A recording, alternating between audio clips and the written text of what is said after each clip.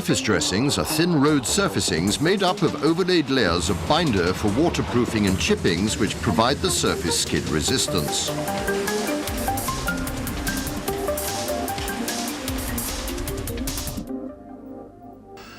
The most common dressings are single layers with a double chipping spread, the racked-in method, double layers and sandwich layers with the emulsion between two layers of chippings.